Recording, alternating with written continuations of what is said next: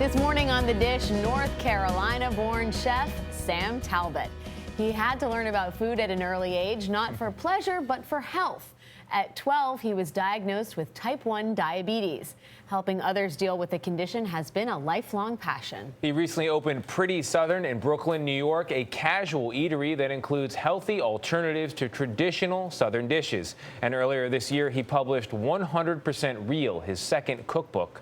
Chef Sam Talbot, good morning and welcome to The Dish. Welcome, Chef. Thank you so much for having me. It's so lovely to see you guys. What are the dishes we're looking at here? Everything you want is what we're looking at here. Okay, obviously, that plate of fried chicken right in there, the dead center. Right, you know, it's a little bit of fried chicken with some honey drizzled on top.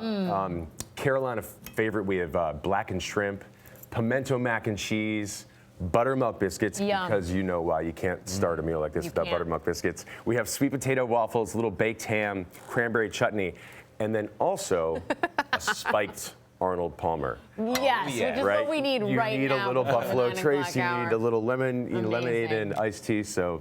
Okay, so this is the perfect follow-up to my very heavy Thanksgiving meal just 2 days ago.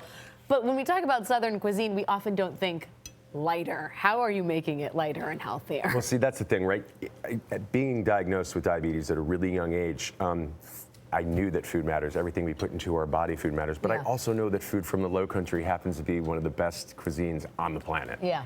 Maybe I'm biased, but it's also maybe not the healthiest way to do things normally. So how do you keep the flavor intact? Well, that's easy. You know, normally where things are using a lot of dairy, if you're using heavy cream or butter, we substitute hemp milk or almond milk or coconut oil. So if you're talking about something like macaroni and cheese that's normally made with a lot of heavy cream, but you do it with butternut squash and coconut milk, wow. Right? Yeah. Like what a difference things can make. If you're normally making fried chicken in just canola oil, well, if you change up the oil, you fried in grapeseed oil, maybe you brine it in vinegar to speed up the cooking process, everything changes. Yum. Okay, so how did you get into this? We know that grandmothers played a role in your early culinary They always do, don't they? Right? Grandmothers are the best, and you know, you grow up thinking your grandparents are just like the sweetest, the coolest. And so, you know, growing up, my grandmother, we lived at the kind of like the end, our street ran into a farmer's market where it was a smaller one though, you know, it was just fresh eggs.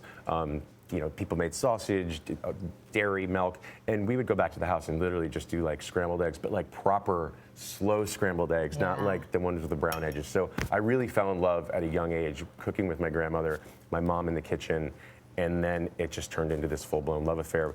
I was cooking and getting fired from jobs when I was 14 years old. Important caveat. Right? Totally. Too much of the spiked Arnold Palmer's Too much of the there. spiked Arnold Palmer's at 14. And then I started working at Dean and DeLuca, and that's when my grandmother, like, you know, just like with the comfort and the love in the kitchen, then going into professional kitchen like Dean and DeLuca and having people that this was their careers, right? I was 16, I didn't know what was happening. So Pretty Southern, I mean, this is the kind of food that you could put in a very large dining room and keep the people coming in. But you've got a very intimate dining room at Pretty Southern. Why the tight confines? You know, I think kind of the way of the world today, people, it's a fast casual world. You know, people they necessarily don't want to be sitting in a restaurant for 3 hours, right? We have our lives. You want to get out. You want to be active. You want to be with your family.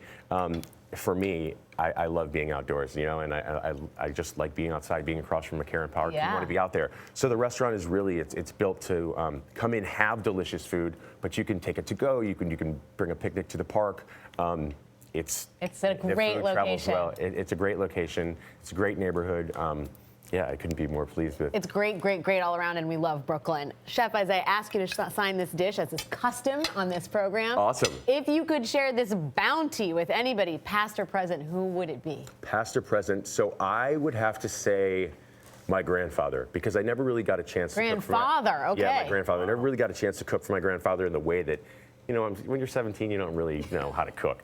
I'm 39. Did I say that? I'm 22 right now. Yes. And no, I'm 39. I would love to be able to cook with my grandfather and just have him like really see what I've become and. He'd be proud, He'd be proud of my buttermilk biscuits. This I know. Yes, he would. Yes, would. We're proud of them. Thank you. He's doubly. Yes, Chef Sam Talbot, thank you. And for more on Chef Talbot and The Dish, head to our website at cbsthismorning.com.